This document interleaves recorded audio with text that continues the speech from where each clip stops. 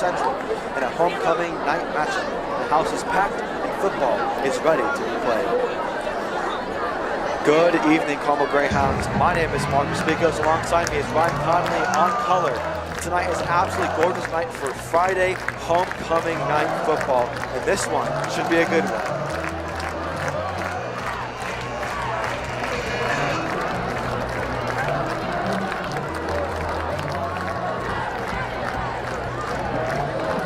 Key players are number 9 QB Zach Osborne, number 3 wide receiver Jaden King, number 20 running back Ethan Hall, number 1 wide receiver Desmond Duffy, number 22 running back Nick Beidel.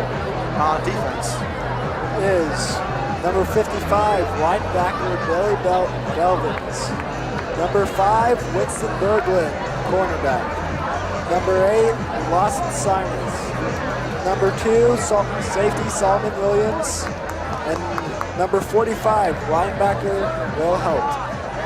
And for North Central, the offense starting with number 5 wide receiver TJ McWilliams, number 28 running back Zachariah Curry, number 3 defensive back Zion Woods, number 20 defensive back Cameron Griffith, number 38 left back Keith Merle, number 18 QB Rod Wheeler, number 32 running back Antoine McGee, and number 15, the starter for tonight, QB Keith Kaiser. There's a lot of history for this game. Carmel has almost always played North Central on homecoming night, making them one of our biggest homecoming rivals. When we play them, we are 39 and 28. In the last 2 years, we've lost once since started, and won once too.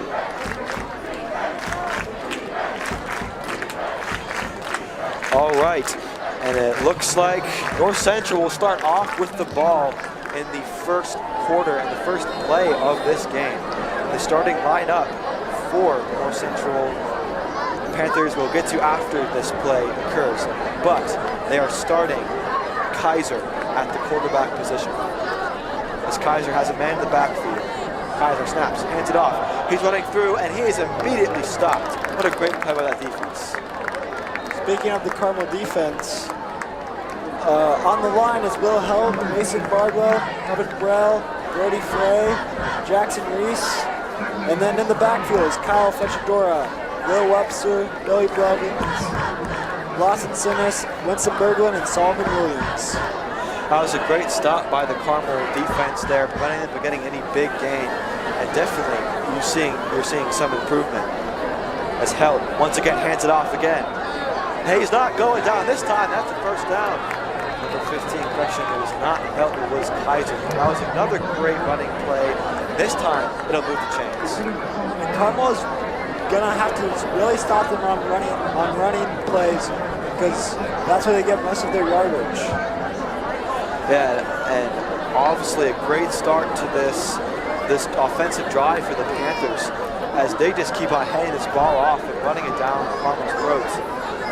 As Held once again will get the ball, has it, looks back. This time he fires, and it's barely caught by number 7, and he is pushed out of bounds.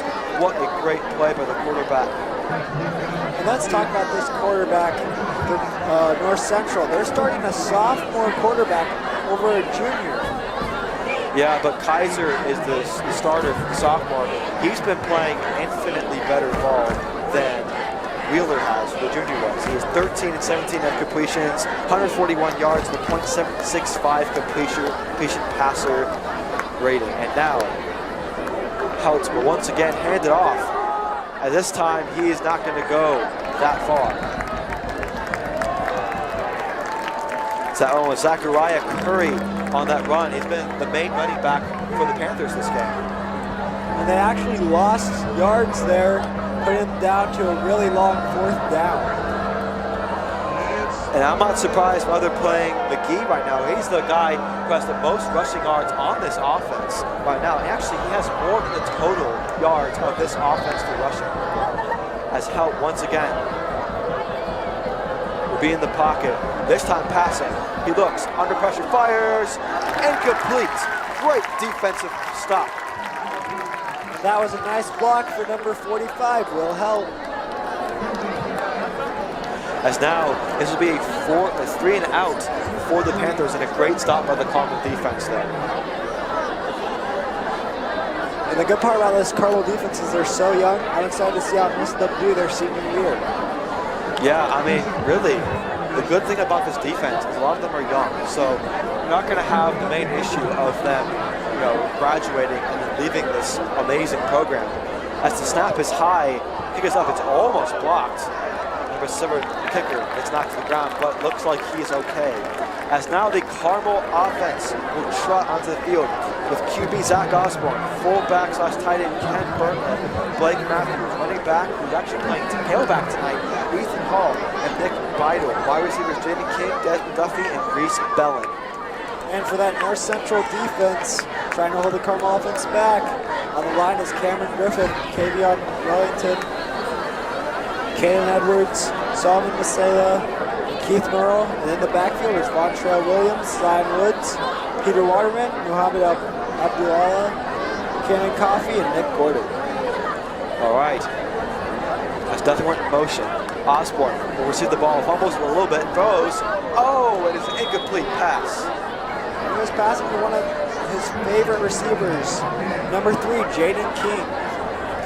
Yeah, I would say Jaden King, Desmond Duffy, and Ethan Hall are his favorite 3 receivers. But obviously, with Ethan Hall, he's mostly running back, but he is a good dual threat. He can run out the field, get a catch, and also get a good run in there. As it looks like Ethan Hall will be lined up behind Osborne. Duffy in motion. Osborne gets the ball, hands it off to Hall. Hall going through, and he is stuffed up by that great defensive line of North Central. And on that offensive play, we started with very good yard position, starting on our own 40-yard line. Yeah, and the one thing about this North Central team, yes, they're 0-5, but their defense is what they are really talking about. Except for Pipkin, number 7 on that offense. He is a nightmare to play against. As now Osborne will once again have Ethan Hall behind him. You have 2 receivers stacked on top as Duffy once again goes into motion. Osborne looks, fires downfield, and a catch. What a great play. And that was a long catch too by number 26, Reese Bellin, who we forgot to mention is one of his greatest receivers, having that awesome catch, game-winning catch against Detroit King. He's kind of one of those under the radar kind of guys, and he's a great wide receiver. As now they're stacking 3 receivers at the bottom of your screen. As Zach Osborne once again will have Ethan Hall. Hands off Ethan Hall. Oh, it's a fake. Osborne's going to take it. Almost tripped up, and he's still going. And that's a great run by Osborne. And you love to see Osborne do that. We know him as a scrambler, even with his 2 ankle injuries he's had so far this season. I mean, here's the thing. Osborne is actually one of the top running quote-unquote running backs for the Carmel offense. I mean, this guy can use his legs like crazy. That's why I think Colgate is giving him a full ride. I mean, he's an absolutely phenomenal quarterback, and Colgate is very lucky to have him. As Osborne will receive the ball, hands off to not Ethan Hall, it's number 23, as he's plowing through, and that looks like it is good enough to move the chains. Number 23 is actually a cornerback, Hayden McFall. It's an interesting move there, and they're moving players around on offense and defense, but so far this drive is going all the right ways for Carmel. It's Osborne, quick snap. Over 22, plowing, and a great stop by that Panther. I mean, that was a great tackle, tripping him up and not getting the penalty. And you love to see us, our worst play was down, we were down 3 and 6, now we're already on the 30-yard line. As number 22 was tripped up, that is Al Afayad. Actually, excuse me, he is out for tonight's game. He's currently injured. It's going to be Nick Beidel. My apologies. He got tripped up before he get that first down. That was a great read by the defense there, not allowing that easy first down. I think Nick Beidel could have easily gotten past the line.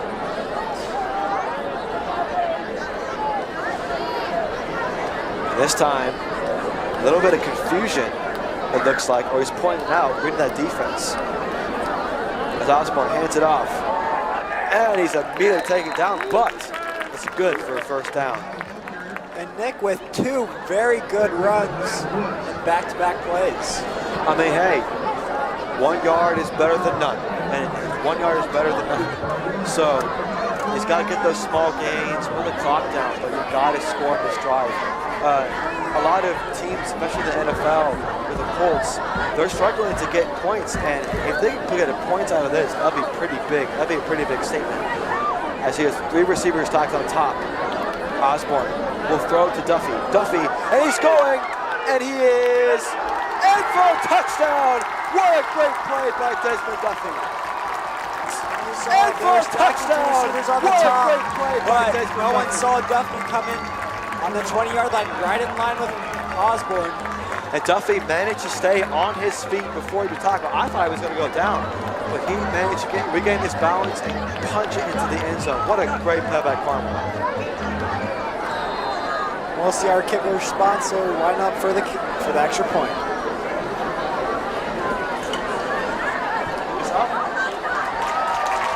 The kick is good. 7-0. What a great start for the Greyhounds. And that's the kind of drive they needed. And it's the kind of drive they wanted to start out with, because North Central is one of our biggest rivals in the MIC conference. Yeah, I mean, here's the thing, right? I say this all the time. Yes, they may be 0-5, but the thing is, they know Carmel. Like they can read them like a book. I mean, they are rivals for a long time.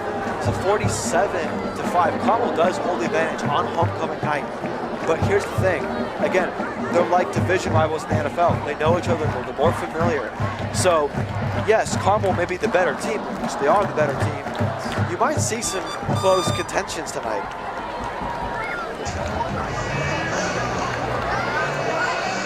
And overall, great start to this Carmel game. Let's mention all the fans and students that are packing the house tonight for homecoming. Yeah, I mean, homecoming is probably the biggest night besides maybe state. Even if you go to state, but homecoming is a fantastic night with fantastic activities. As Carmel will now kick it off to North Central, and it looks like for North Central, receiving will be TJ McWilliams. And kicking off for us is Caden Weaver. McWilliams will get the ball. He's trying to find some room, and he's still on his feet, but then he gets pushed out of bounds. A great defensive stop there. And that's the return you want. I don't know about high school rules, but in the NFL, touchback rule is 20-yard line. So if you can get above the 20-yard line, you're doing pretty well. I mean, yeah, they got a little bit more than what a normal touchback would be, but it's just that really great aggressive movement by TJ McWilliams, shaking up that defense, maybe kind of freezing him for a second, and then, so where is he going to go? But a great stop by the Carmel defense, never mind. As now, Kaiser will receive the ball. He gets it, steps back, looks, fires downfield, it's intercepted! It is intercepted by number 8, quarterback Lawson Sinis, one of the key players for tonight, and that is a sensational play. And you see Lawson Sinis, he is an amazing young player for us, and he just reads the offense very well. I just don't think that Kaiser was able to see Lawson Sinis. I mean, he's kind of under the radar. He can slip right under the offense and then get that interception. And hey, that's in a really good spot. They're at the 26-yard line. That's a great play by Conley. And now the offense will be back on the field, stacking 3 receivers on the top. As Osborne receives the ball, hands it off to Hall, and he is. Oh, what a great play. After getting hit, he still goes forward instead of going down. And Hall fought through. 2 guys were on Hall during that play. And that just goes to show you why Hall is probably the top running back on this team. He gets hit, but he doesn't go down. I mean, he kind of reminds me of a Jonathan Taylor type player. He's a little bit shorter, but he's big and he's physical, and he can punch through defenses.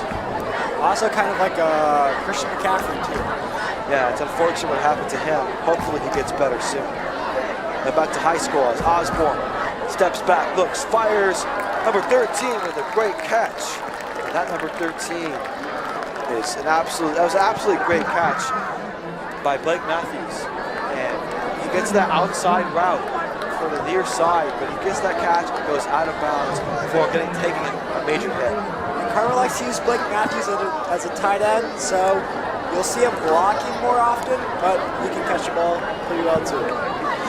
Yeah, I mean, it's those small little plays that kind of shakes up that defense. And once again, stacking 3 receivers on top. Duffy in the slot. Osborne looks. Oh, under pressure. Lobs it off to Hall. And Hall will get a great play. And Hall fought through 2 guys again on defense. Two guys blocking him on defense. So Hall's a pretty tough ball carrier. That was a great play by Hall, who was lined up in the backfield. I thought that he might hand it off, but he won that outside route there. That was a great throw to Hall. But Osborne was under pressure and is able to get the ball out just in time. As now, he will hand off to Hall. Hall gets it in, but not close enough for a touchdown. It is 2nd and goal. Hall's had so many good runs so far. I'm excited to see how Hall does this game. And right now, Hall once again get the ball. He's pushing through, but this time will be just short. He made it go to the 3-yard line, right? And right now, Carmel is playing lights out football. They are completely shutting out North Central. And also North Central is showing why they are 0-5. Right now is 3rd down and goal for this Carmel offense. Let's see if they can get another touchdown. That'd be huge within the 1st quarter. As they're stacking up tight. J.D. King on the bottom of your screen. Osborne gets the ball, hands off to Hall, and he's in for another touchdown. Ethan Hall has 2 touchdowns now in the game, and Carmel has a chance to go up 14-0 with 4 minutes and 20 seconds left in the 1st quarter. Yeah, Duffy and Hall have got a touchdown, but I'm definitely seeing a lot of improvement from that Center Grove game. Last time I covered it, it was not a pretty game to watch. But so far, this is going in Carmel's favor. Now, granted, there is a big difference between Center Grove and North Central. And the kick is up, and it is good. That will be 14-0 with 4:20 left on the clock in the 1st quarter. Carmel is playing dominant football. And we like to see Ben Sponsor getting both extra points and not missing on that. Yeah, that's big for kickers. Kickers don't get a lot of credit. I mean, if you look at Rodrigo Blankenship against the Packers last year, that clutch field goal win. And kickers are very, very important in not only high school, college, and the NFL. So, yeah, but overall, so far, not a lot of complaints from Carmel. But North Central needs to figure out more of their defensive plays, trying to cover the right guys. Yeah, it's just they got 3rd and out and an interception. That's not good for them right now. As Carmel will then kick off, and it looks like, once again, TJ McWilliams will receive the ball.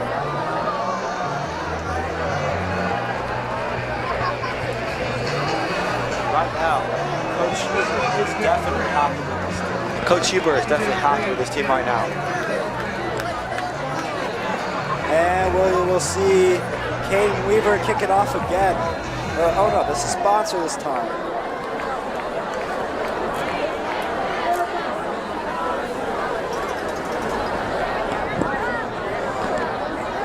And the kick is up. It's a great booming kick. This time number 11 will receive it. Receive it kind of far back. He's going up the field, and the defense is shutting him out as he runs into his own player. That was interesting. And you'll see that North Central gets a lot of their good yardage and good position on their returns, kick returns and punt returns. So once again, that Carmel defense actually using a player, their own player against them to be able to get a good stop.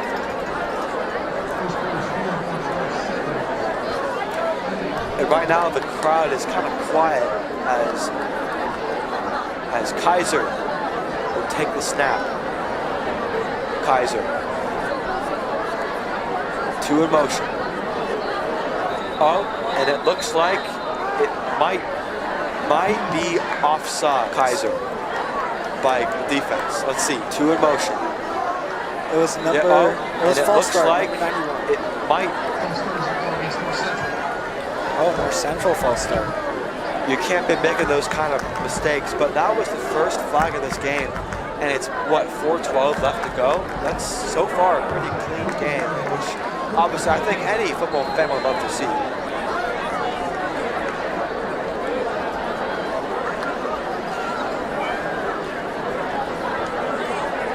Right now, Kaiser will once again take the snap. Carmel is antsy right now as he hands it off. It's a fake pass over. McGee will have the ball, but it looks like he won't get a big gain. That fake pass kind of fooled me. I was looking at number 2 up there. I didn't even see McGee run it. Vontrell Williams. Look, I thought I was going to go to Vontrell Williams up there, because that was a great fake play, but Carmel saw through the trickery and they tackled McGee.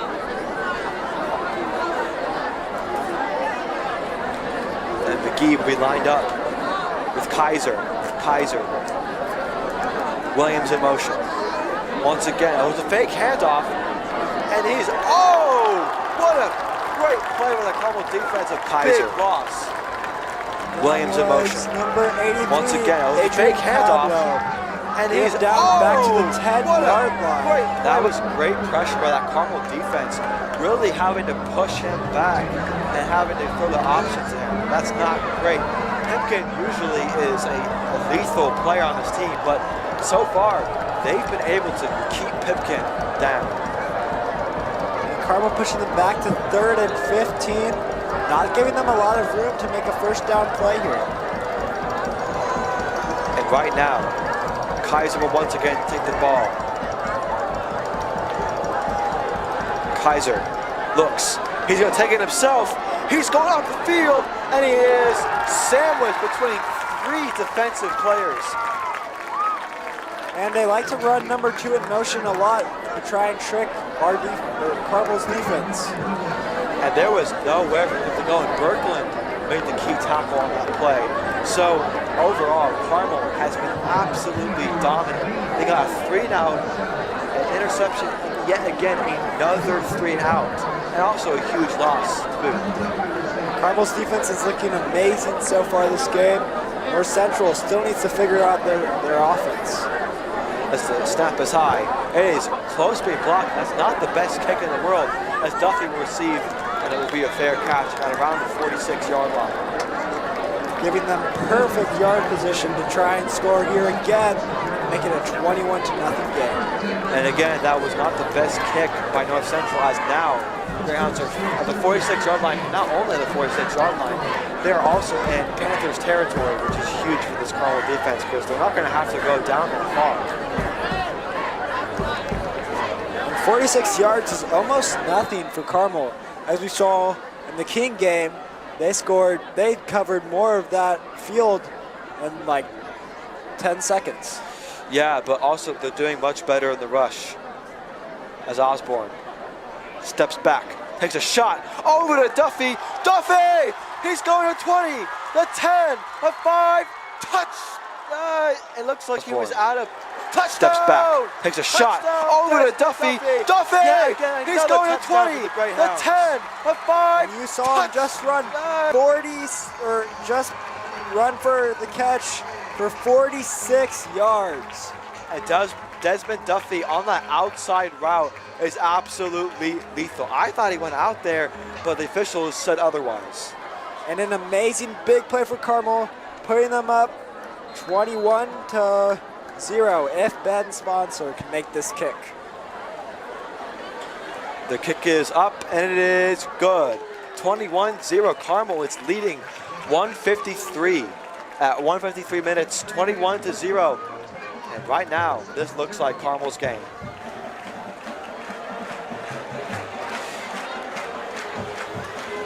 The Panthers, they honestly kind of look winded. They don't look like they're playing that top-notch football.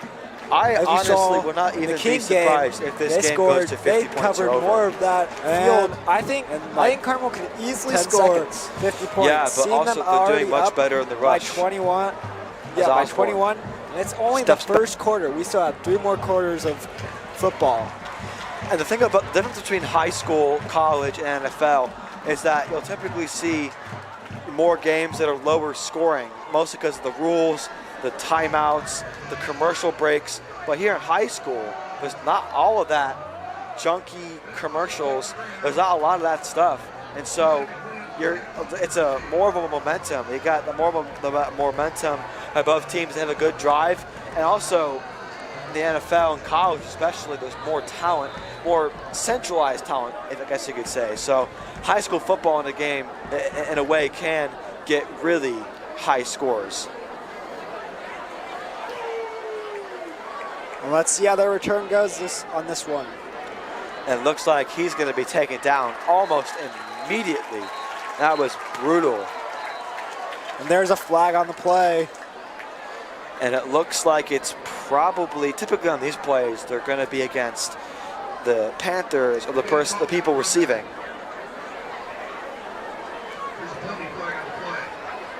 And let's see what the refs say. Takes a shot. That actually is going to go against Carmel, which is very good for the Panthers. They need that momentum. 5, touch.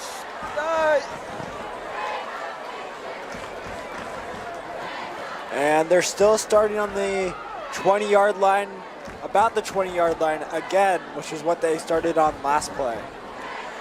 Yeah, I mean, honestly, they will take anything as of right now.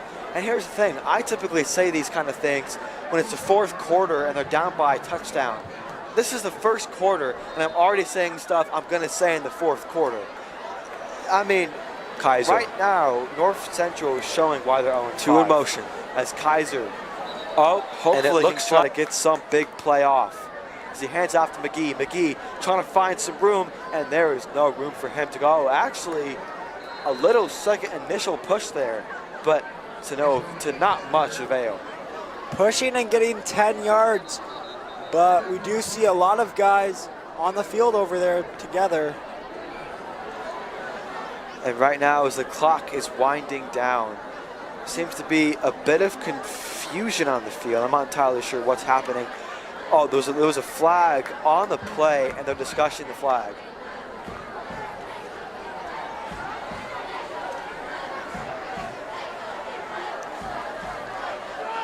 Looks like it's going to be some kind of personal foul against North Central. So that means the ball is coming back, and that play did not count. Yeah, and that's not good for the North Central Panthers.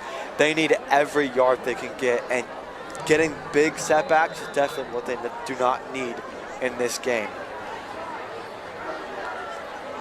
As now they will change out McGee. Kaiser trying to get something together.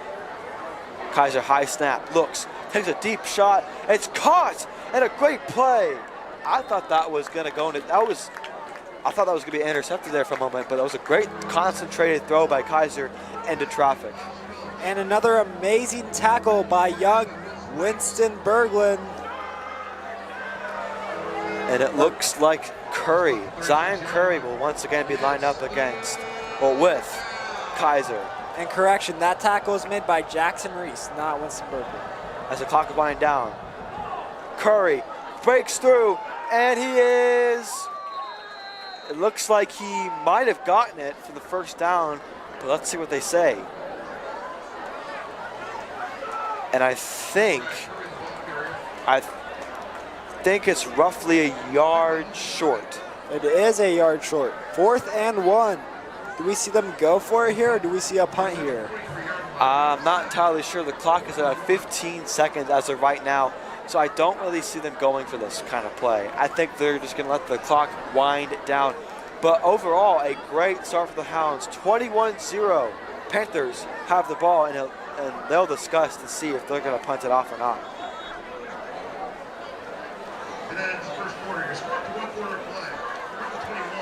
The Panthers got to pick this up in the second quarter, but the Hounds have played absolutely lights out football. But overall, relatively clean game for both sides. And an amazing game for Carmel so far. Already up 21-0 on the leaderboard. Yeah, I mean, Carmel is establishing their run game. And that's one thing I critiqued them on in the Center Grove game. They just weren't getting the running game down. They barely got over 100 yards of running. And it looks like, as of right now, North Central is waving their arms and showing their flashlights off, but they're losing 21-0, so I don't know why they're doing it. But going back to rushing, they're definitely putting the pedal to the metal, and they are punching through that defensive line. And Duffy with 2 touchdowns. I think the Panthers have to contain Duffy if they want to have a chance to win this game. And I want to see Carmel. I think Carmel is trying to make this their breakout game, because we only have 2 more games left in the season after this game till we start our sectional and state tournaments. Yeah, and that's big for Carmel because they may be matched up with Center Grove again. And as we all know, they got absolutely pummeled. As now the second quarter is back in full swing, and they are going to go for a 4th down conversion as Kaiser gets the ball, and he's immediately stuffed. McGee nowhere to go, and Carmel is going to get great field position. And we see that Carmel defensive line is still doing amazing, holding them back to another turnover on downs, or just a turnover in general. Yeah, but this time it's fourth and out, not 3rd and out. And typically they've been getting in 3rd and out, but 4th and out's a pretty big deal because it was 4th and 1, and that's a great step by Carmel. And now they're at the 41-yard line there, once again in Panthers territory. And Carmel has another very good chance to score here. Osborne hands it off. He's going to take it downfield, and he's tripped up. But overall, a pretty solid run by number 22.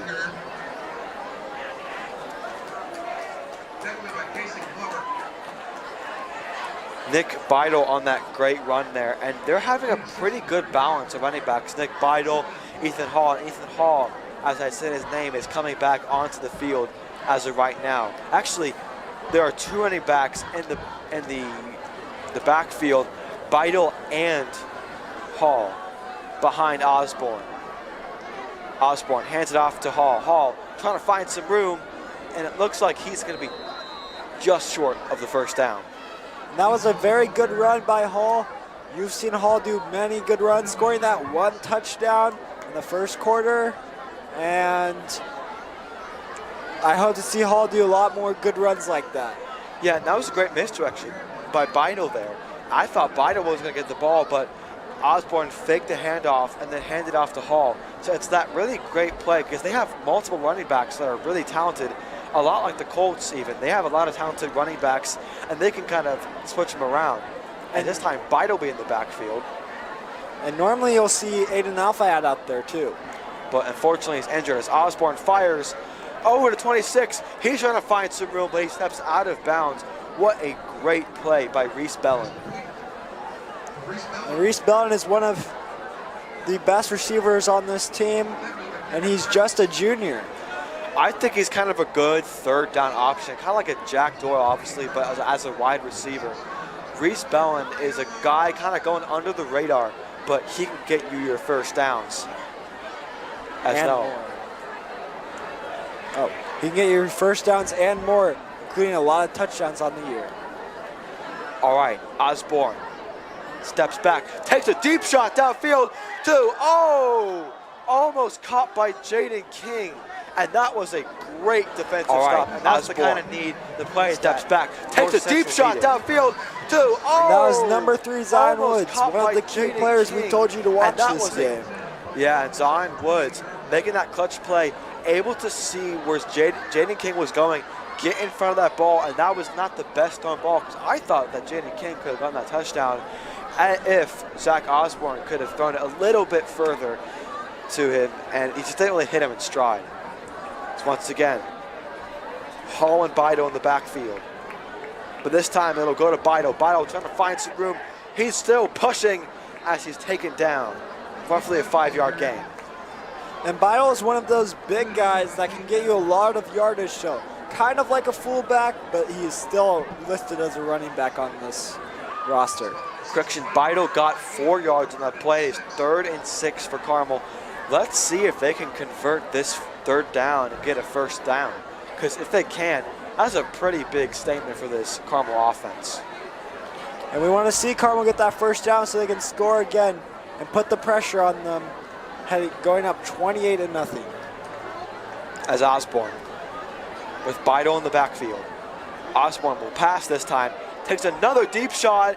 Touchdown! Once again, Desmond Duffy. That is with Beidel in the backfield. 3 for him tonight. Osborne will pass this time. Tell, takes another deep shot. Zach Osborne's favorite target tonight. Scoring 3 touchdowns.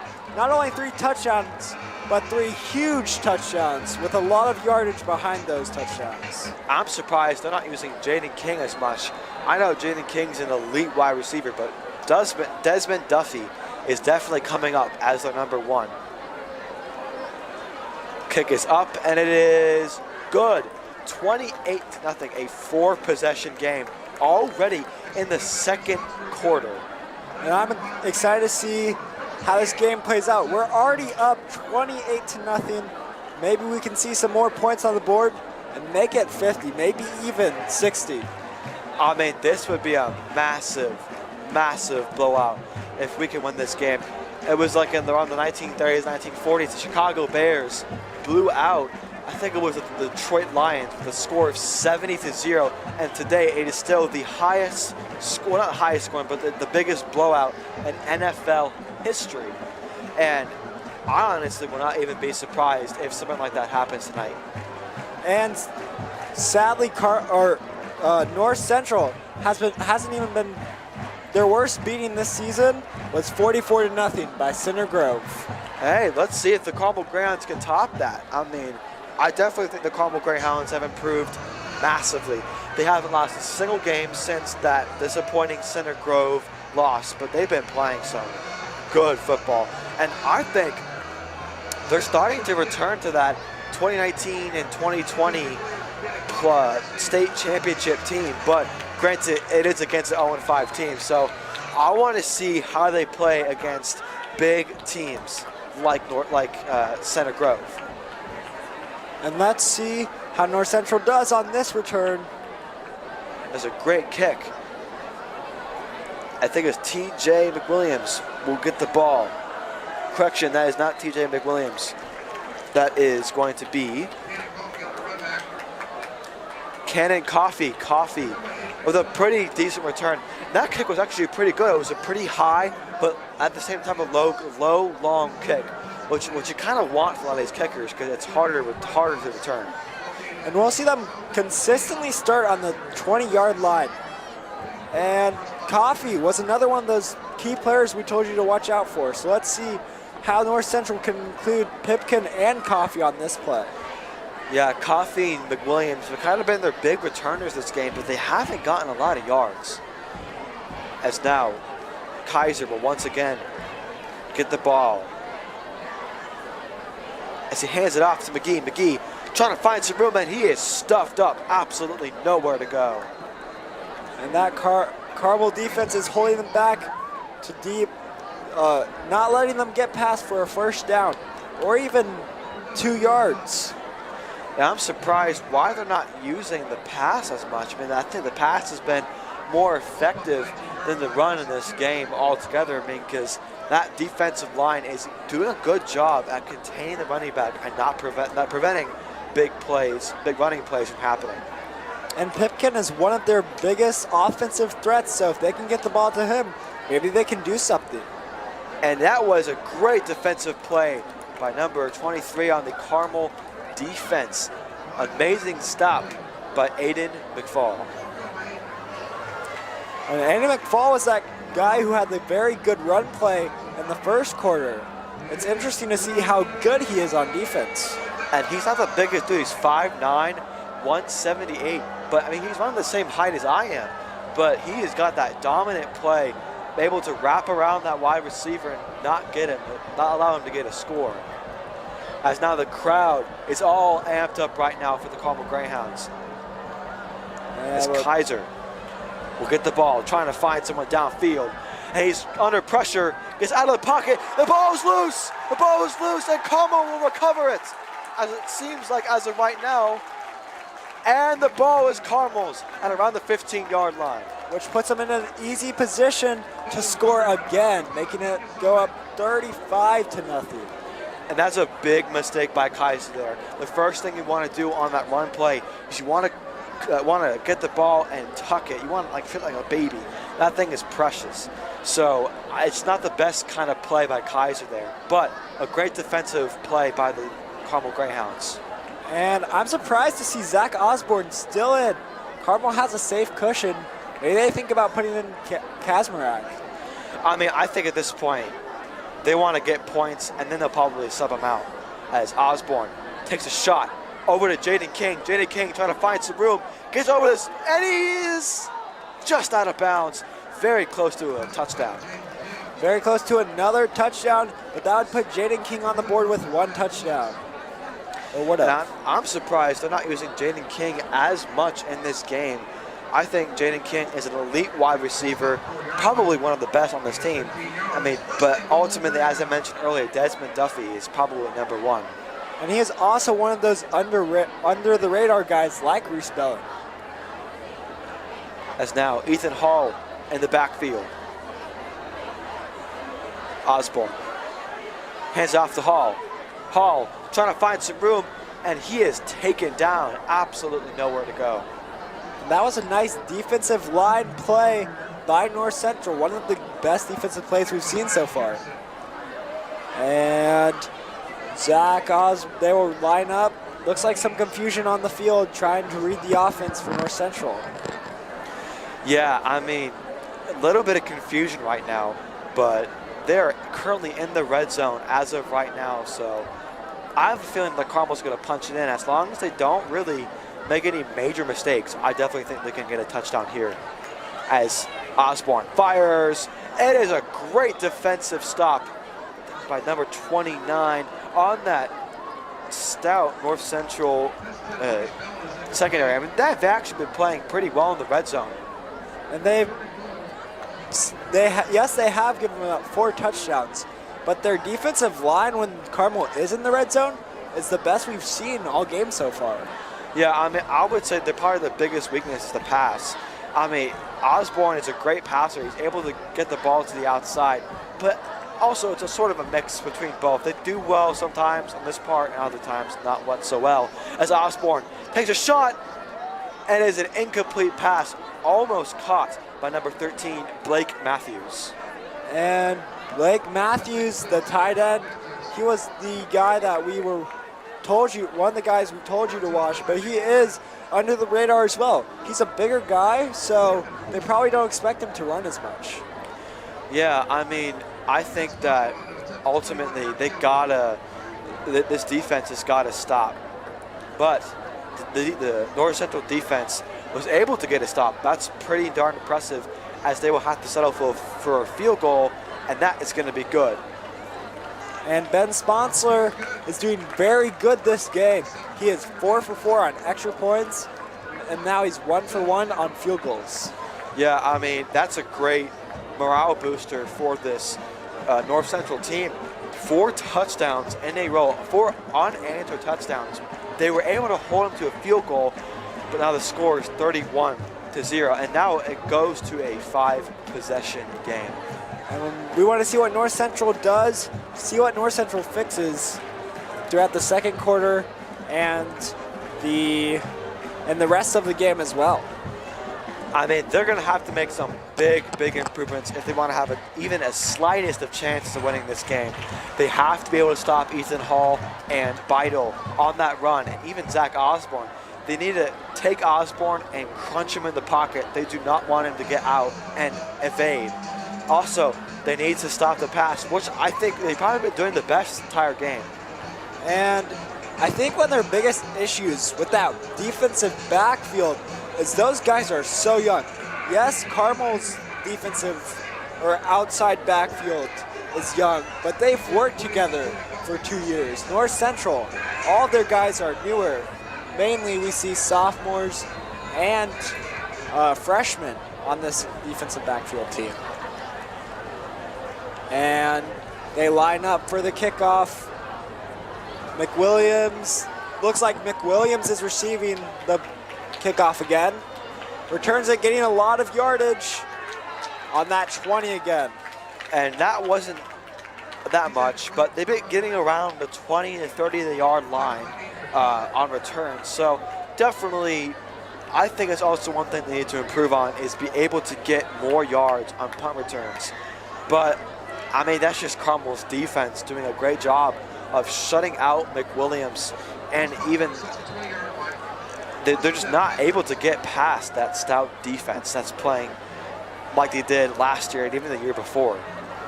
And they need to try and find those openings on those returns. Once again, it was absolutely stuffed, nowhere to go. And we see that Carmel defensive line playing very well again today. There looks like some confusion as where the ball was supposed to be, but I think they figured it out. And I want to see Pipkin get more involved in this game. I don't think he's gotten any targets so far. Yeah, I mean, Pipkin is one of their key defensive players, and they're not utilizing him. And let's see if Kaiser will utilize him here. It's Kaiser, fires over to McGee. McGee trying to find some room, and he has nowhere to go as he's immediately stopped by the Greyhounds. And they were put 4 guys on him, but I saw Winston Berglund get the tackle. Winston Berglund so far has been one of my favorite players to watch personally this whole season. He's just so young and he has so much potential. Switching from quarterback to cornerback. I mean, hey, switching positions is not always the easiest. I mean, look what happened with Tim Tebow. He tried to become a tight end and was cut first week of preseason. As now Kaiser, 3 receivers on top. He's trying to find someone. Maybe, he is sacked. Nowhere to go, and that was great play by the defense. Number 95, it looks like, Bo Willman, a young junior who we haven't seen much from him this game, but that was a pretty highlight play. Yeah, I mean, I'm surprised why they aren't using Pipkin more. I mean, as we were mentioning earlier, he's one of the key players, and he's definitely a lights-out wide receiver. He's probably one of the better players on this North Central Panthers offense. And they're actually punting. We will see what Carmel can do on this punt return. Desmond Duffy finds the gap. He's trying to get 3, and what a great run down to the 30-yard line. Returning right where North Central actually punted the ball. Yeah, I mean, that's absolutely impressive. And obviously, you can just tell the quality in defense on both of these teams. I mean, Desmond Duffy was able to find gaps in that defense. And that it's also granted to the punt return team for the Greyhounds. And let's see what Carmel can do on this offensive possession. We still see Zach Osborne out there, but Beidel's out there too. So let's hope. And they're stacking 3 receivers on the top. Osborne hands it off. He's trying to find some room, and he's going to go absolutely nowhere. Carmel has been doing a good job of finding those openings when they are presented to them, but North Central does a pretty good job of holding Carmel and not letting them get open at all. Yeah, I mean, so as of this drive, they've been able to stop that run game. I mean, that lethal duo of Beidel and Hall has been absolutely just plowing over their defense and destroying their defense this entire game. But it doesn't look like that defensive line is winded. I mean, usually, once you establish the run really well, the defense is absolutely wiped out. As Beidel was lined up, as Osborne now takes a deep shot downfield, and it is once again incomplete and almost intercepted.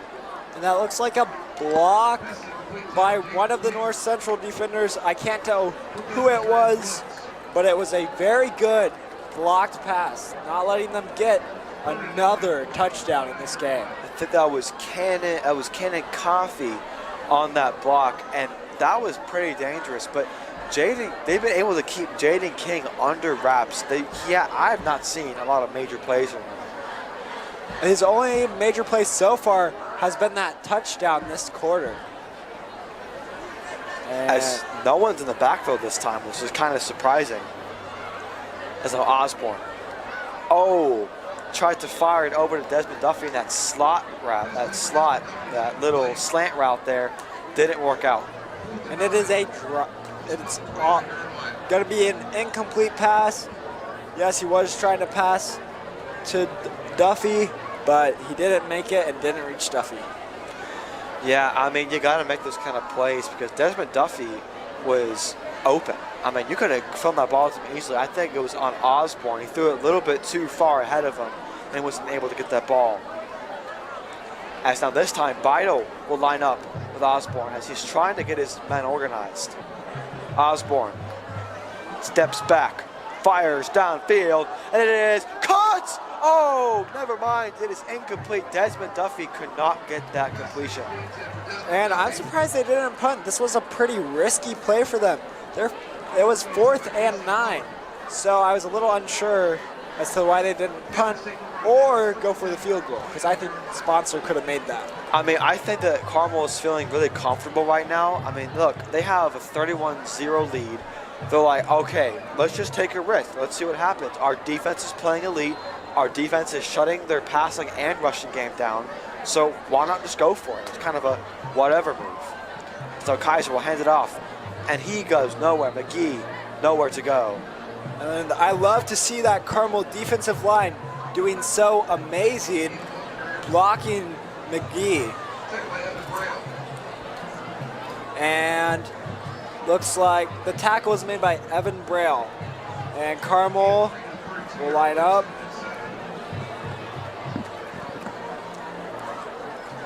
It's Kaiser with McGee in the backfield. Looks, fires, over to 14. He is wide open, but he is stuffed up by 5 defenders. And we saw 14 freeze a little there. He saw big number 45, Will Help, coming right at him. And he got scared and stopped and just froze.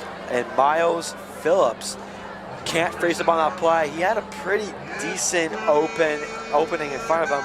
Obviously, Will Help was kind of going down. He could have pushed him away and gotten around him. But hey, you can't judge him. Everything happens so quickly in this game. As now McGee once again will be lined up with Kaiser. Kaiser steps, looks, fires, just overthrown. Not good enough for Pipkin. And that was a long pass, but an incomplete pass. I mean, it was kind of over his body. I mean, he was shifting, looks, and then he kind of throws too over.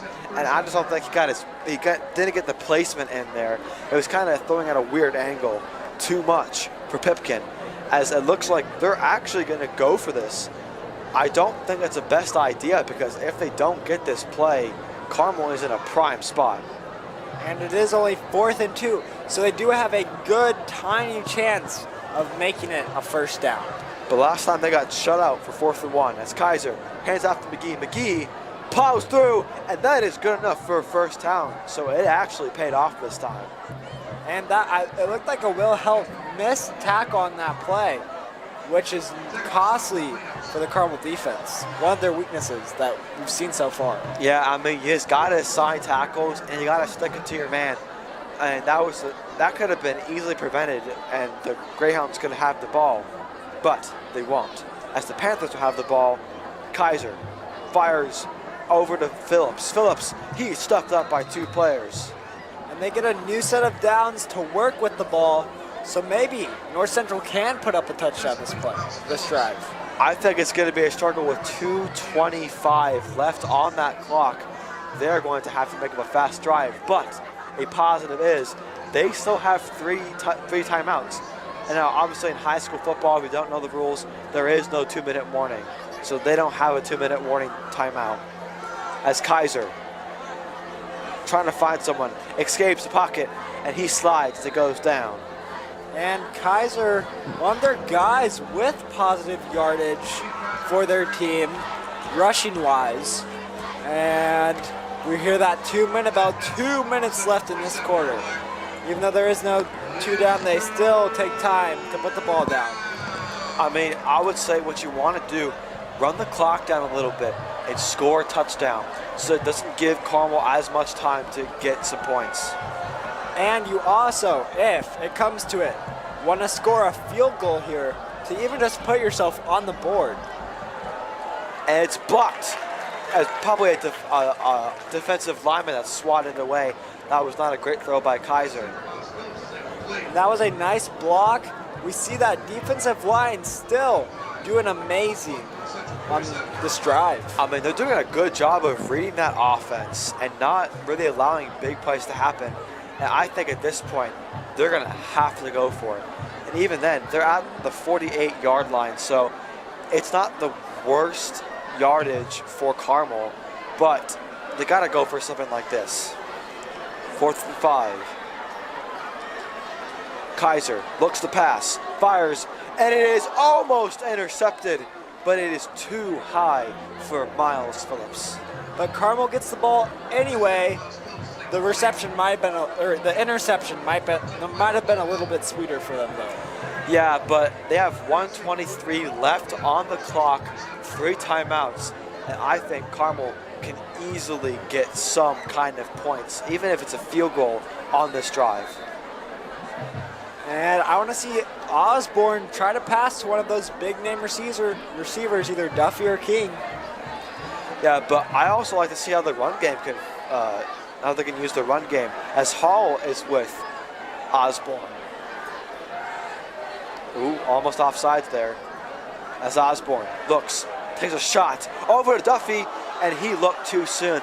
And that's the issue with these wide receivers. They got to get that ball, they got to keep it, then they got to move. The ball, they have to treat the ball like their child or like a baby. They need to cradle it and not just have it loose in their hands so it can fall very easily. Yeah, I mean, that's a lot of issues you see with rookies, not only in NFL but in college.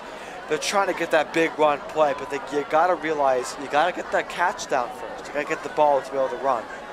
And you got to be careful with the ball too. Don't let it fall out. It's Osborne trying to find someone, takes a shot over, and is greatly timed by Cannon Coffey. And yeah, that was almost a pick by Cannon Coffey. He had his hands on the ball. And that's just a great timing. I mean, anything earlier than that probably would have been pass interference. But Cannon Coffey having that good timing and preventing Desmond Duffy from getting a catch. And as of right now, it's third and long. Not ideal for Carmel. Let's see what they can do on 3rd down. As Osborne trying to get a play off. Maybe read that defense a little bit. Osborne steps back, takes a shot, and it is caught. And what a great play by number 26 for the Greyhounds, Reese Bellin. Reese Bellin is one of those underrated receivers. He's so amazing at making easy catches and getting easy yardage for Carmel. I mean, they're using Reese Bellin on those kind of sneaky plays, and I'm not surprised why they're not using a timeout here. As Osborne takes a shot once again over to Reese Bellin, and it looks like they're going to take a timeout here. And Reese just put him in prime position for either a field goal or hopefully another touchdown. Looks like some confusion on the field for Carmel. The refs are waving their hands. Timeout for Carmel. And I kind of predicted that they would do a timeout. They just had a massive play on offense, and I definitely think they're looking for a touchdown. I don't think they're going to try and settle for a field goal. I mean, field goals are still awesome, and they'll win you a game, but I think touchdowns is what they want. And I think Huber is talking to his players about what play would be the best play for a touchdown right here. Because Hubert wants that touchdown going into halftime, because that builds amazing confidence for Carmel and gives the North Central team less motivation. I think a great play would be maybe faking a handoff to Hall or Vidal, and then maybe throwing it down the middle and see what that can do, maybe with Jaden King or Desmond Duffy. And we also want to see where Reese is here, because we've seen Reese be one of Zach Osborne's main targets on this. Reese is lined up on the near side as Osborne, under pressure, scrambling around. He's going to take the ball himself, and he's trying to go around, and looks like he's going to get a first down and go out of bounds. Great way to stop the clock. I think North Central forgot that Zach Osborne can run with the ball, and he can run amazingly with the ball. Kind of like a Lamar Jackson situation there, juking out players and getting to the sideline. But overall, I did not expect that Osborne would have to use his legs. I mean, he was getting pressure from all sides, but a great job of evading the pocket and getting a first down. And a really amazing play for him, because now they don't have to waste a timeout and still have 2 timeouts on the board. Duffy was in motion. Osborne looking to pass. Takes a shot over to Duffy, and it looks like it was too far ahead of him. And we've seen Duffy drop the ball. Yeah, we've seen Duffy drop the ball a lot. Correction, that was Blake Matthews who dropped the ball. And I think that Osborne has a tendency, especially in the red zone, to kind of throw either too high or too far in front of the receiver to get the ball. So I wouldn't be surprised if they do a rush option on this play. And we've seen him kind of overestimate where the player's going to be in the touchdown or in the end zone.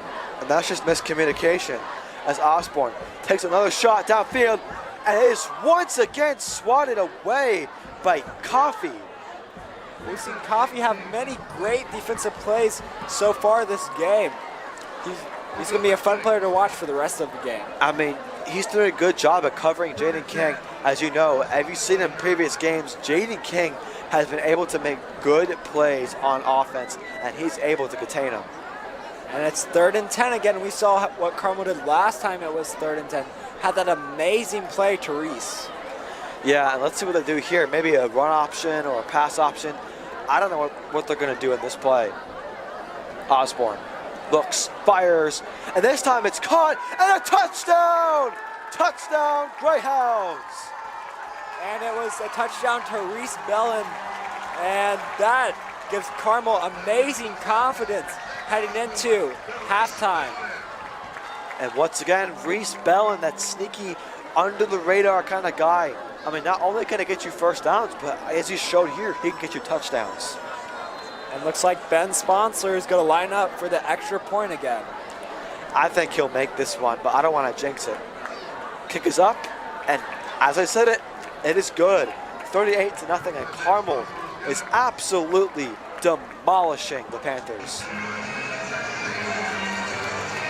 As the Carmel fight song is playing with 25.9 seconds left to go, the Carmel High School crowd is absolutely amped up. And everyone is on their feet, excited for halftime to watch. And honestly, I don't see anybody who's sitting right now. I think every single person is standing up, which is awesome for the Greyhounds. And Carmel's excited to watch their amazing marching band at halftime. And I think you're starting to see some Carmel fans over in the North Central side, because this side is so full with fans. The side is packed. I don't know how many fans the stadium can sit, but it can definitely sit a lot. Yeah, I mean, the crowd has definitely played a factor in this game, as a lot of crowds do in general. I mean, they've been excited, they've been motivated, and overall, they are excited and happy to see their team winning 38-0. It's amazing because not a lot of fans got to watch homecoming last year, so this is a big deal. And for everybody watching at home, the atmosphere here is absolutely insane.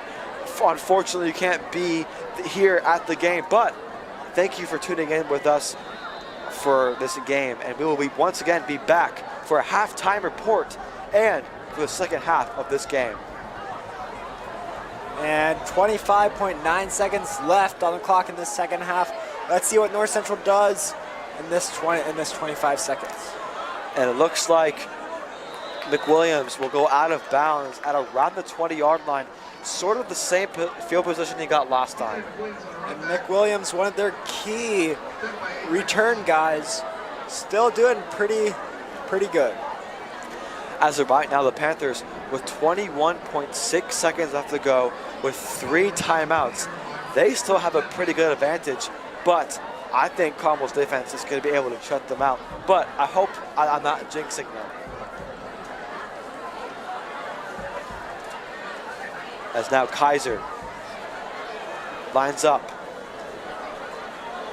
steps back, looks, takes a deep shot downfield, and it is blocked. What a great play by Lawson Sinnis. And Lawson Sinnis is one of those guys we told you to watch, but he has been very quiet so far this game. This has been one of his highlight plays. I mean, he's been making a lot of plays. We haven't been talking about it that much, but Lawson Sinnis is definitely a difference maker on this in this secondary. Let's see if Kaiser can try another deep pass, or is he going to go with the run option? And he will go with the run option as McGee will take the ball. He's finding lots of room, and they will call a timeout with 12 seconds left to go. And it kind of looked like Carmel was expecting a pass play on that, which left a wide open gap for McWilliams to run up. And it looks like the time will run out, and McGee, there is a flag on the play, but McGee will go out of bounds for barely any gain. And I don't think this flag is really going to amount to much, as there are triple zeros on the clock, and it looks like, yep, it looks like is over for the first half. Carmel leads 38-0. What have you thought so far? I think the Hounds have done amazing so far at scoring and getting points on the scoreboard. I think they've also done a great job on defense, and they've just done a great job overall. Yeah, I mean, there's not really a lot of complaints I have for Carmel. They've been just playing lights-out football on defense. They're stopping the run game. They're stopping the pass. I mean, hey, Kaiser's a pretty good quarterback, and they're able to prevent him from getting big yards and big throws. They're keeping Pipkin down under control. They're not letting him go wild like he usually does. And I love seeing Zach Osborne.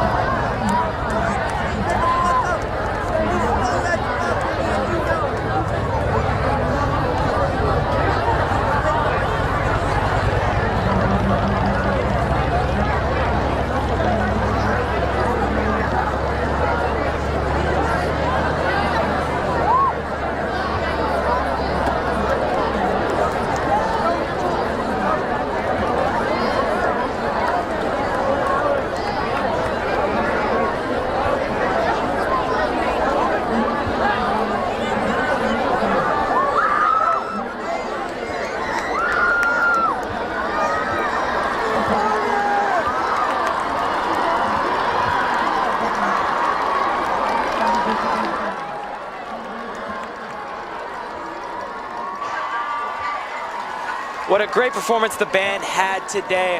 I am Jack Lear giving you your halftime show report. What a great dominant half the Carmel Greyhounds have put up today. 31-0. It is a very, very interesting game so far. Now let's just get back to what Zach has been putting on today. Zach Osborne has been throwing an electric show for us today, getting it done both in the air and in the ground today. It is amazing to see. Duffy with his 3 touchdown receptions to put him up that far. Ethan All with 1 touchdown rush, and Reese with 1 touchdown reception. We gotta hand it to this Carmel offense. They are really getting it done and really putting pressure on this North Central defense. As you can say, for Coach Ebert in his 7th year this season, he's really gotten this team together, bringing this team together, bringing it really what they need, and kind of getting it done, going 4-1 this season and making that maybe 5-1 tonight. It is very interesting. Now on the other side of the ball, North Central, they've been having a lackluster night. They cannot get anything done on the pass or the run today, and their defense is looking lackluster at best. It is hard to see how badly this team is doing right now. We really need to see them clean up in the locker room and get some form of momentum shifting into this game so far. They really need to get that run game up. They've been shut down by the Carmel defense, which has been playing absolutely phenomenal today. We love to see it. Again, on homecoming night, everybody's hyped up. You can see that nobody in the stands are sitting. It is a standing room only, and it is packed. We love to see it. And that is getting into the North Central offense and defensive heads, and you know it, we all do. Now, for the Carmel offense, what we need to see from them again is continuing with that momentum, continuing to get those great pass plays, get those great big plays in there that we love to see. Get Duffy the ball more, because he's been running the rock like crazy. We need it, we love to see it. As for the run game, we can see a little bit probably more of the run game, kind of trying to run down that clock, trying to get this game over with. As you can hear behind me, the crowd is going absolutely phenomenal, trying to listen to the winners of homecoming. The homecoming king and queen are being announced right behind me. You can hear the crowd is going crazy for that. We love to see how energetic this crowd is being and how energetic everybody is this tonight. It's a lovely time right now. For North Central though, what we really need to see for them is they need to get that pass game back up. Keyshawn Pittman has not been getting any luck today. He's been targeted only a couple times tonight, and every time it has not been good for him on the side of the ball. They need to get him more involved. They need to stretch out this Carmel defense a lot more than they have, because the Carmel defense has been playing at their best right now, and it's hard for this North Central D or O to get any momentum right now. Now for this Carmel defense, God, they are playing at their best right now. This is the best I have seen them all year. I would love to see this more in the upcoming weeks. As we go to Ben Davis next week, we really love to see another great performance like they are putting in this first half. For your halftime show, this has been Jack Lear, and thank you for listening. Yep, we're good.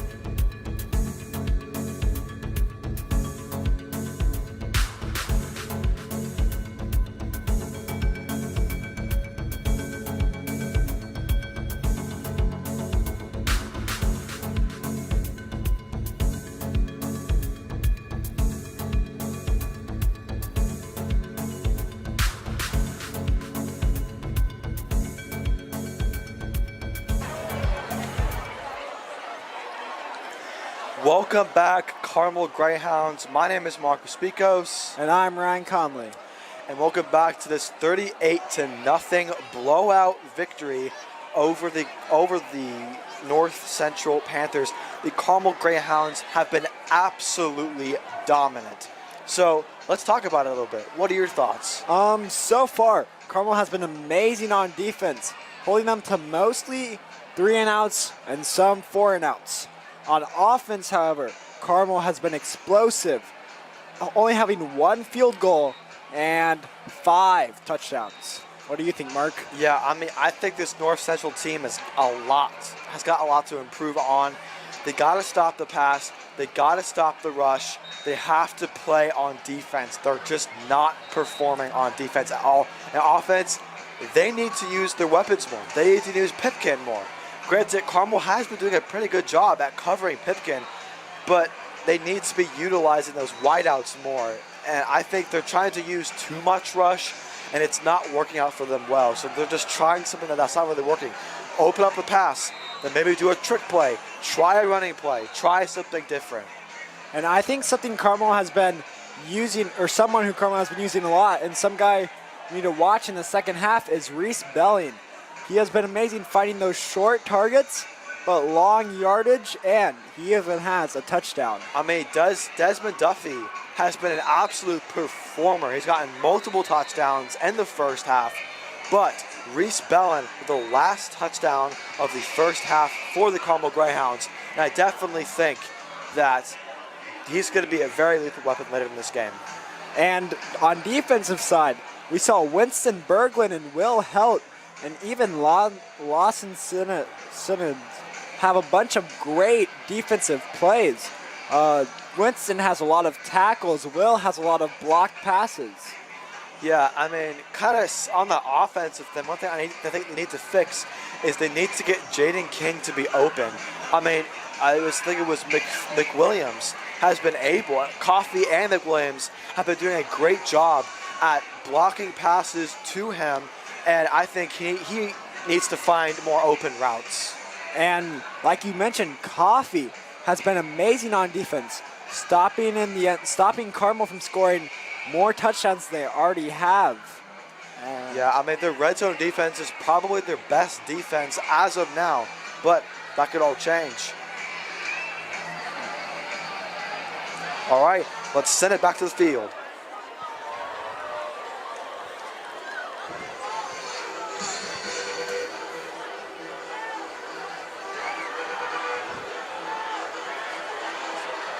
Oh, and we will see the refs meet up. Carmel actually gets the ball first in the second half. Yeah, I mean, that's a great drive for Carmel. They could even score a touchdown on this first drive again. And that would put up so much confidence for Carmel, going out and scoring another touchdown in their first drive of a half. Yeah, I mean, they did it last half, but they didn't have first possession per se.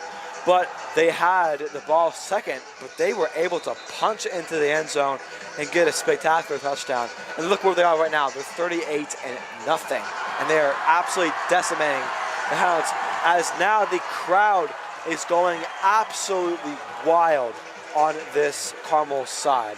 And they're all standing up and so ready for this second half to start, like Mark and I are. Yeah, I mean, I think ultimately Carmel, this should be an easy win. As long as they can contain Pipkins, able to sack Kaiser and prevent big plays from happening, I think this game's in the books.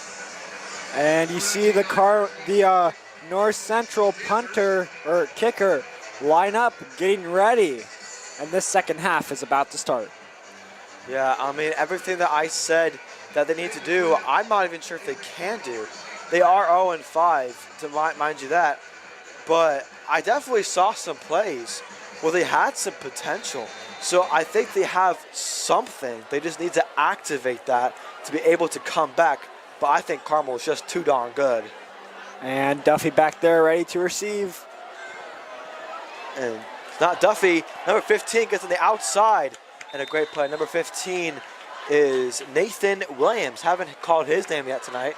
We have not seen him very much Funny thing, Williams sometimes wears number 5 like Winston Berglund does. And it's very interesting.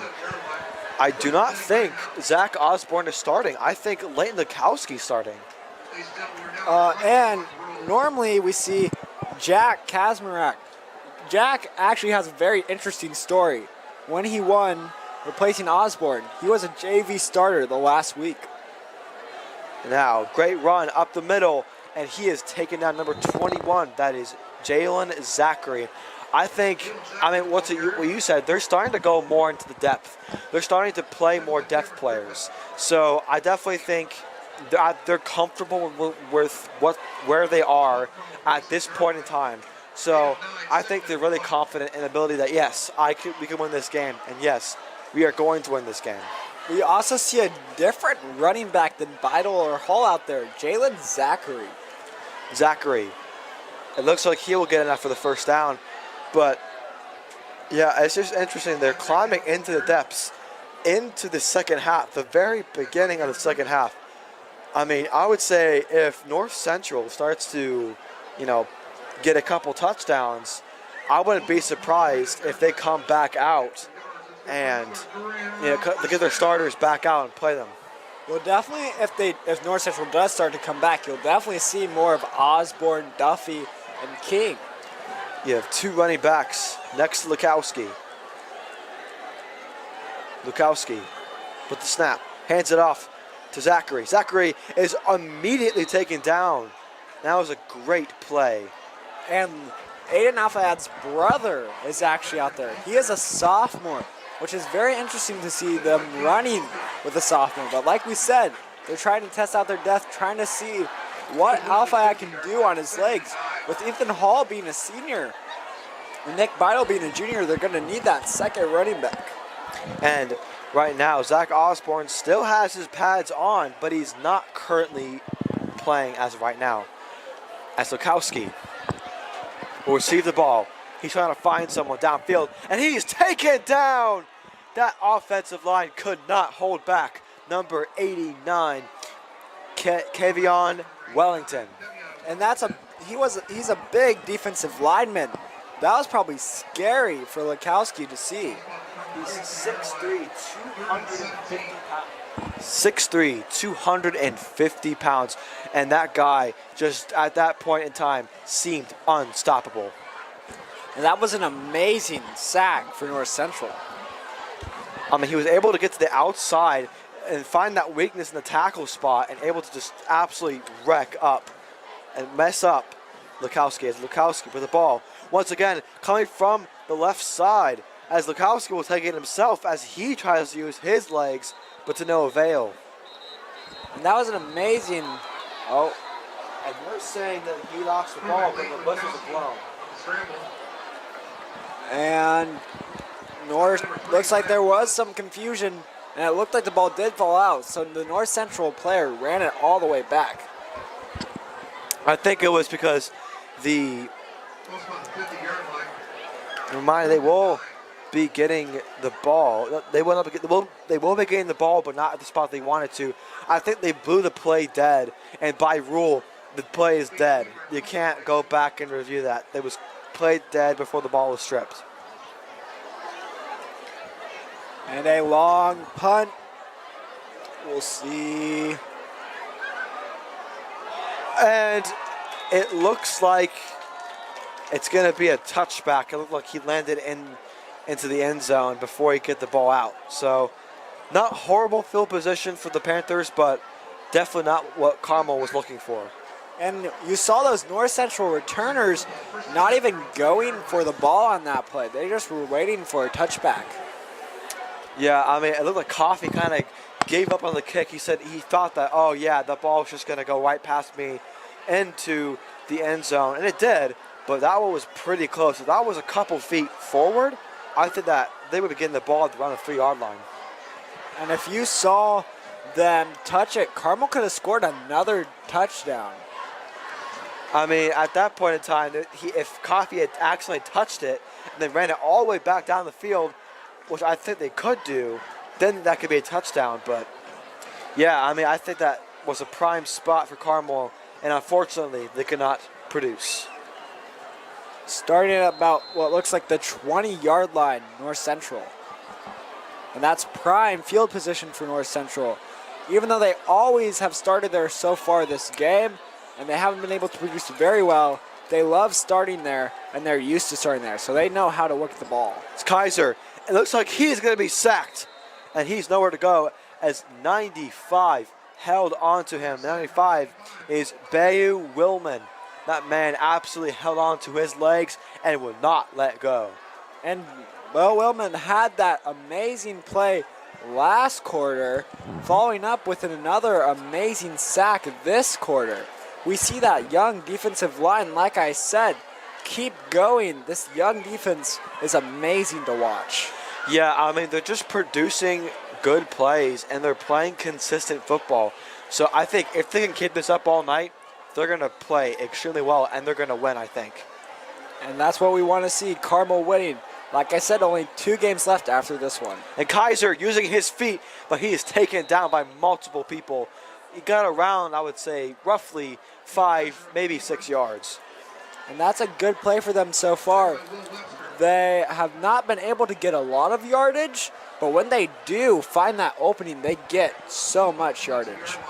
And looks like it's on the 22-yard line, 2nd and 16. Sorry, 3rd and 8. A lot of yards still to go. Third and long.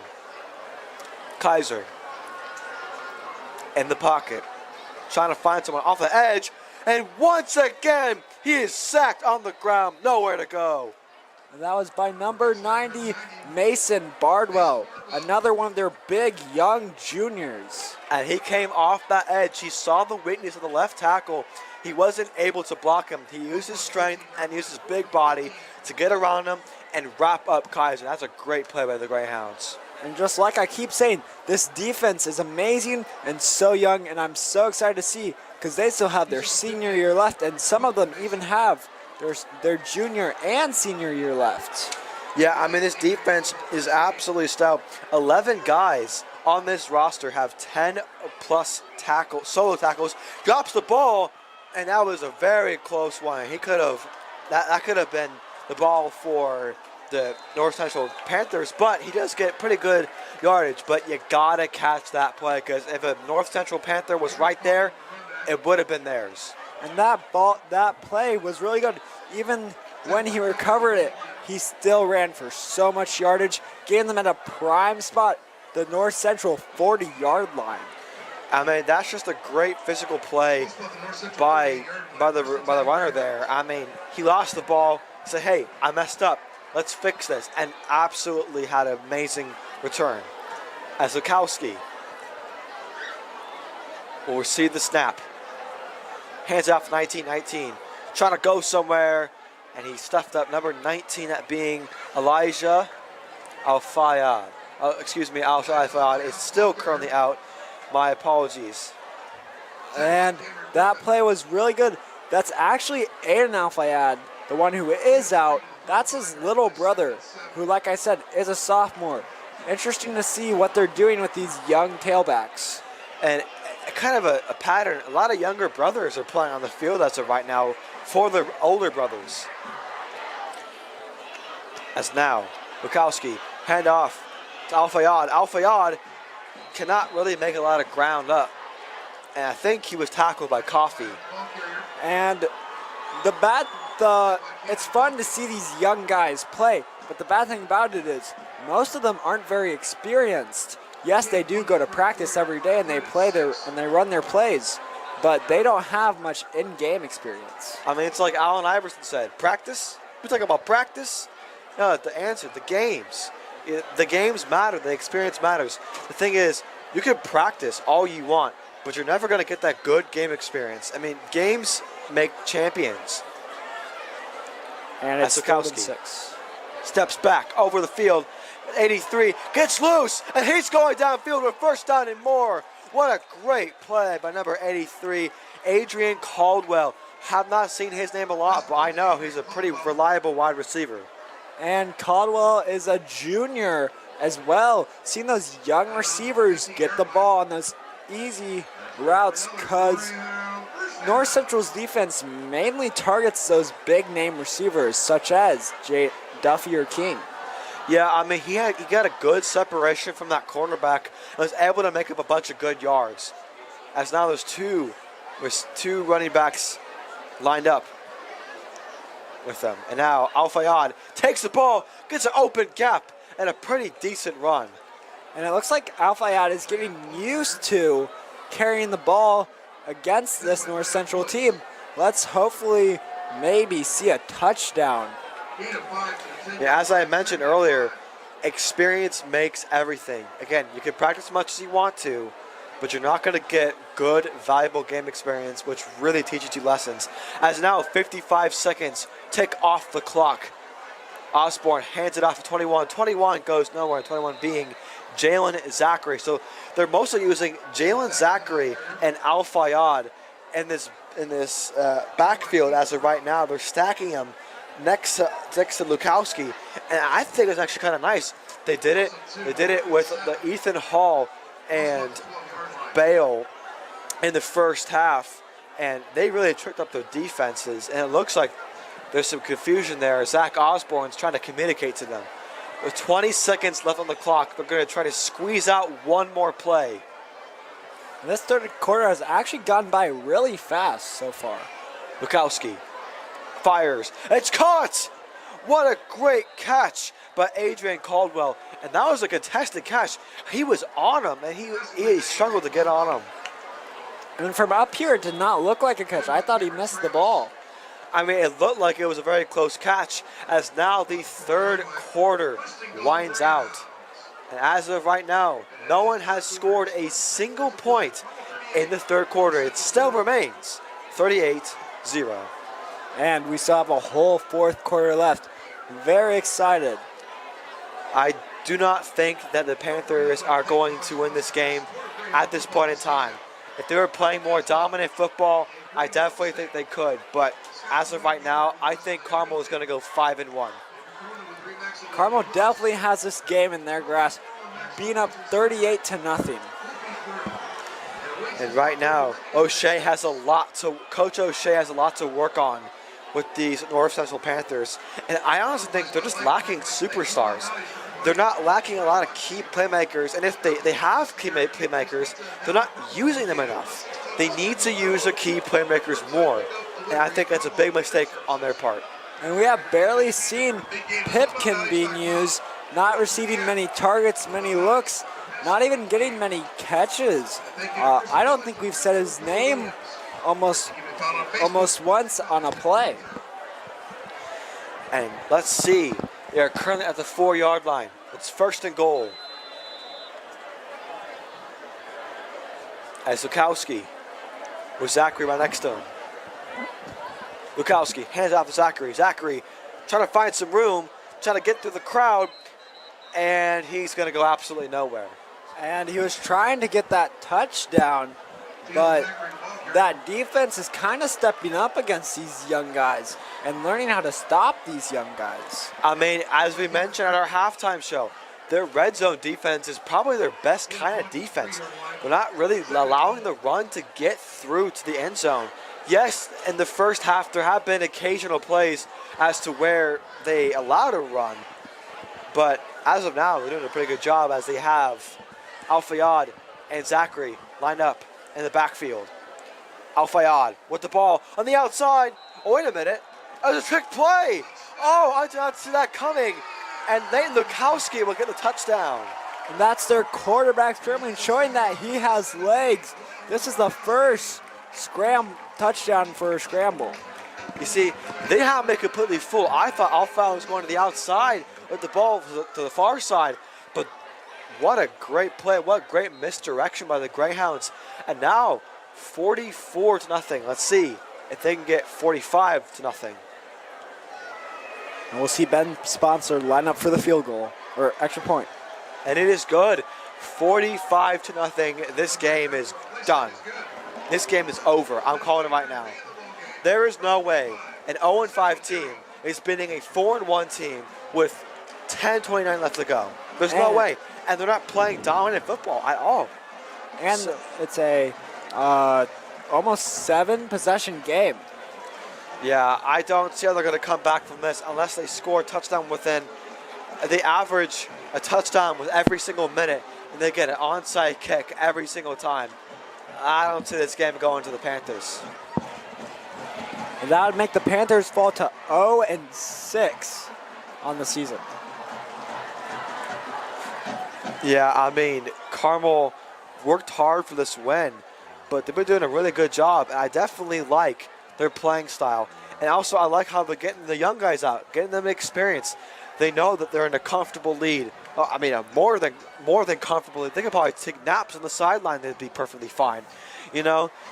So I definitely think it's a good idea to get the younger guys out, get them some playing experience against a starting team, which these guys, if I'm being honest, aren't starting caliber. They're not playing good football. Especially since most of Carmel's leaders on offense are all seniors this year. And they're going to need these young guys to play well next year, especially if they want to win a state championship in these upcoming years. Yeah, also, but I mean, an exception to my saying that they're not playing like starters, Coffee has actually been playing pretty well, covering Jaden King all night. So I'll give him props for that. I mean, he's been able to read Zach Osborne and intercept that, get in between the throw, and just absolutely swat it away. So good job on Coffee. TJ McWilliams has been doing an okay job tonight, and Kaiser has been doing all he can. So I definitely think that not a lot of our key players are key tonight. And Carmel's defense has just been so good. We probably should have included more defensive players on Carmel's key players list. I mean, as I mentioned earlier, 11 guys on this defense have had 10-plus solo tackles in the entire season so far. And that's absolute insanity. That's absolutely crazy. As now, McGee get the ball and go absolutely nowhere. And once McGee gets into that area where Carmel and North Central intermix, he just gets tackled from every side from Carmel. I mean, Carmel's defensive line is doing a great job of closing off and not letting gaps open up around the defensive line. So they're doing a good job of containing him. And 9 minutes left in this first quarter. Let's see if North Central can maybe even score in this game. I'm not sure if they can after what they've been playing all this time. As Kaiser looks, fires over the middle, and it is almost intercepted. And that was not the best play by Miles Phillips, and he has not been playing well all game at all. And lucky for him, that was an incomplete pass. He almost had his hands on it, and then it would have been counted as a drop. I mean, that secondary almost got that hand on it. And if they did, that could have been lethal. And right now, Carmel's defense is absolutely elite with Kaiser to McGee. McGee, he is stuffed up. Absolutely nowhere to go. Number 55 with a sensational play. And that man is Billy Blevins, one of our key players. And that's one of the times we've mainly talked about him. But that was an amazing, amazing play by him. Just carrying him back. And their running back, McGee, is a big guy. There was nowhere for McGee to go. He trapped him, tried to escape, but he just got him like a Venus flytrap. And it looks like a timeout has been called by the North Central Panthers. And let's kind of talk about, Panthers. They're not doing so hot. They are not doing so hot so far. Coach O'Shea needs to figure some things out. He's been with this team for 5 years. He knows his team very good. And he has kind of reshaped this program, installing a bunch of young guys. And he hopes that this could be used as a team learning experience. This season so far has been one of North Central's worst seasons. Yeah, I mean, it's just frustration, really. They have a decent roster, and they haven't gotten one win yet. But granted, they have gone against very tough opponents all their seasons so far. And at this point, I kind of feel bad for them, as right now, it looks like they're going to kick off. And almost blocked by number 12, Will Sperts. As 83 returns it over, and a great return around the 32-33 yard line for the Greyhounds. Something that has been fun to watch this game is Carmel's return yardage. Carmel's return men are usually Duffy and are mainly Duffy. And Duffy always gets tackled so quickly, but these guys, they don't know much about these guys, so they find those open spots. It's kind of like the rookie, fresh out of college, not entirely sure how this guy plays in the NFL, because obviously college and NFL are different, and so that they just get absolutely smoked by him. So that's kind of what's happened with Caldwell. He's able to get big yards, and they're kind of just, he's unpredictable. As now Lukowski, with two backs with him, hands it off, and he will go, no, not really anywhere in that play. And speaking of North Central, they have been very good. Well, they haven't been very good in these past 2 years, but the 2 years before that, 2018, if you remember correctly, Mark, we went to a triple overtime game against them and scored and beat them 41-40 in 2018. I also think that's because a lot of the seniors left. And I think they're actually putting on Jack Kazmierzak instead of Leighton Lukowski. That's Kazmierzak with the ball, hands it off, and he looks like it is just short. Jalen Zachary cannot get it there. It's going to be 3rd and 1. And I love watching Jalen Zachary play. He has so much potential. A lot of potential to, what you're saying, a lot of potential to be able to maybe even make the starting roster. He's been playing really well. He's shifty, he's unpredictable, and he's been playing pretty good football while he's on the field. And when Ethan Hall leaves, I'm excited to see how they're going to use him next year. Yeah, let's see. Well, guess we'll have to see. As he hands it off, and he's going to go. He's going to go get the first down. I think that play was by Al-Fayyad. And Al-Fayyad, another one of those guys who I'm excited to see how he does next year. Maybe they're going to be competing for a starting spot. Yeah, I mean, I wouldn't be surprised if that's a pretty good 1-2 punch you have right there. But once Ethan Hall and Bale are going to be gone, right, that's a pretty big void. But I definitely think these guys have the potential, if they work hard enough and they can dedicate all the time, to be able to get a starting job. As Kazmierzak will once again hand it off to Zachary. Zachary is going to be stopped. With 4:19 left on the clock, I mean, this game is basically over. I think that Carmel's just trying to get glory points at this point in time. And the clock's running down very fast. We're excited to see that this will end with a Carmel victory. And that brings them up to 5-1 on the season, and great position to make a push for both state and sectional championships. And that's just a great thing to have a homecoming day, a big blowout game over a massive rival of yours. And also the overtime record, over all the times they played on homecoming, it's going to be 46-7 instead of 45-7. So that's going to be the last little cherry on top for everything. But hey, a 45-0 blowout victory over the Panthers, that's a great feeling on homecoming. Because last game I actually was at, they lost. And I think this is kind of a nice rebound and a great way to continue his season going 5-1. And let's just talk about how big homecoming is for Carmel. They dedicate a whole week of dressing up and activities for homecoming in Carmel. And there is 2 flags on the play, and it looks like this one's probably going to go against Carmel. And honestly, Carmel, as you know, as you and I know, takes homecoming, as you said, very seriously.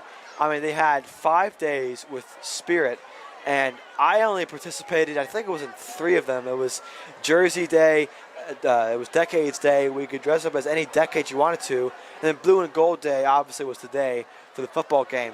But, yeah, I mean, Carmel has a great culture surrounding homecoming, and it's just an absolutely phenomenal time to be at Carmel during homecoming.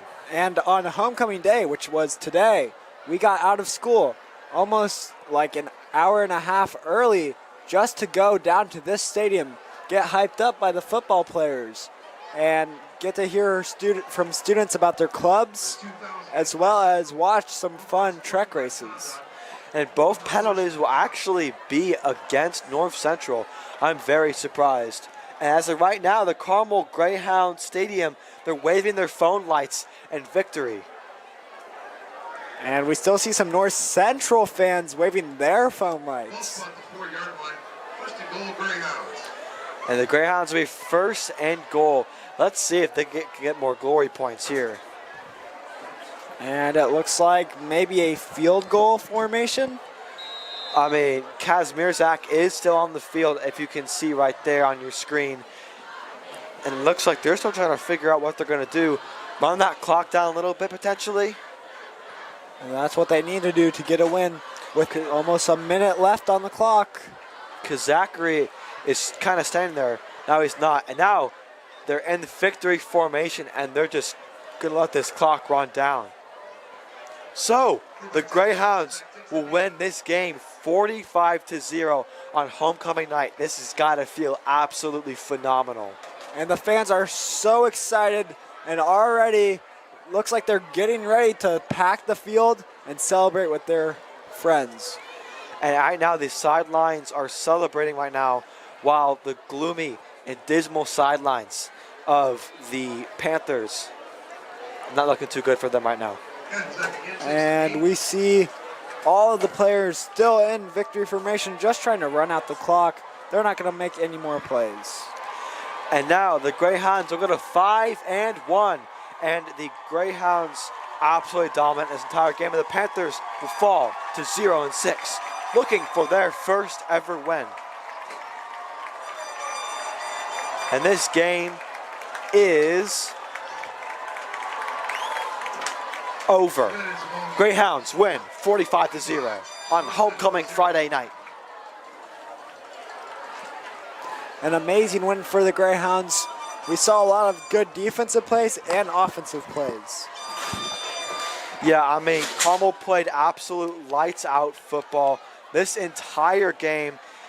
I mean, really, there's not much I can complain about the Carmel offense or defense, even special teams. They did really well. And Caldwell had some pretty good runs in there too, so definitely Carmel celebrate tonight. And Sponsler making all of his extra points and all of his field goals really sweetened the victory. And that's big. I mean, the secondary doesn't typically get a lot of love and recognition, but yeah, I mean, hey, you gotta give love to the kickers too.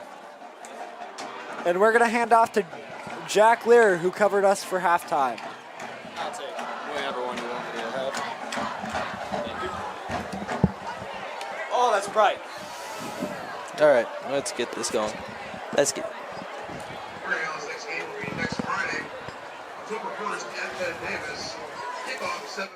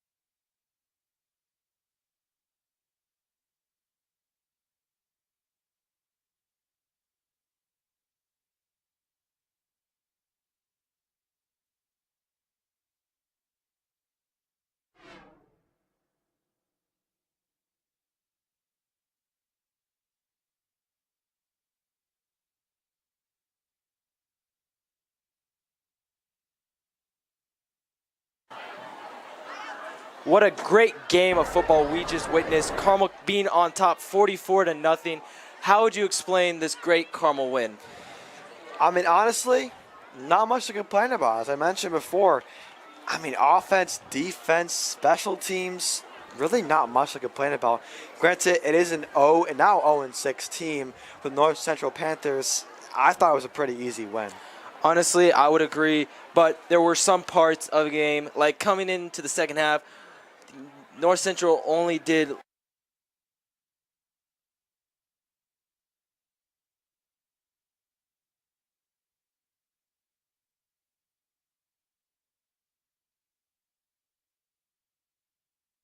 put in and the depth chart, and Carmel knew that they were going to win the game anyways. And I'm not trying to sound snooty because I know Carmel kids get that reputation, but I mean, I thought that at that point the coaches were really comfortable with their team at that point in time. So hey, let's just get the backup some snap. We'll get them some experience. That's what I think about that play. I would agree with that. The backups do really need to get their experience up because a lot of those guys are sophomores or juniors that are really trying to come up and become varsity next year. They really do need that experience just to mold them and kind of get them into that spot. Yes, Zach Osborne having one heck of a game tonight, just putting up phenomenal numbers, and our receivers as well. How would you say about that?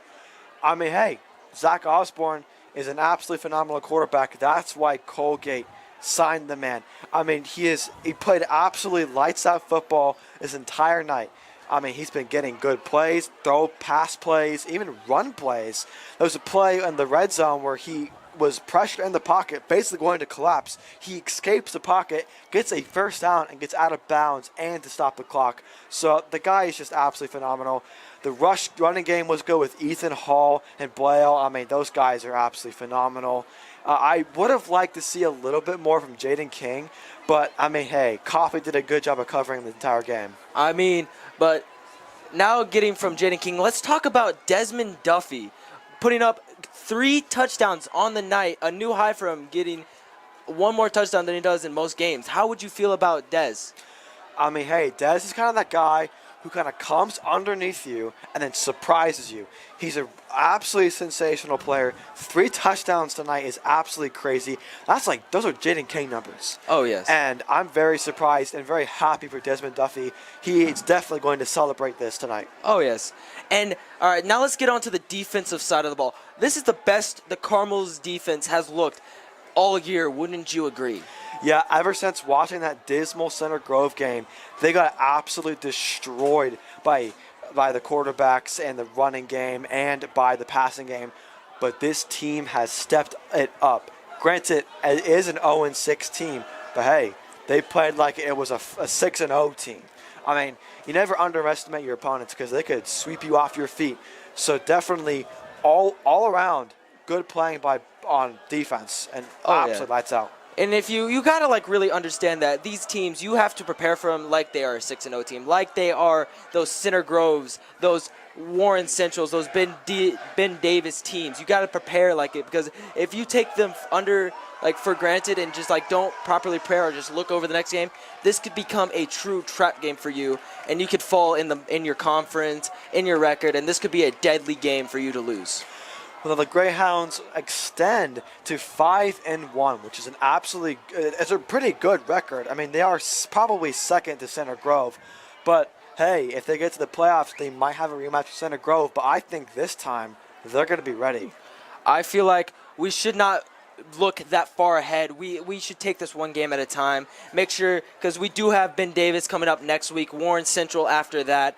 Those are 2 good programs that could easily knock us off our feet and get us on a losing trend. We really should be looking at those teams like, all right, we won now, what comes next?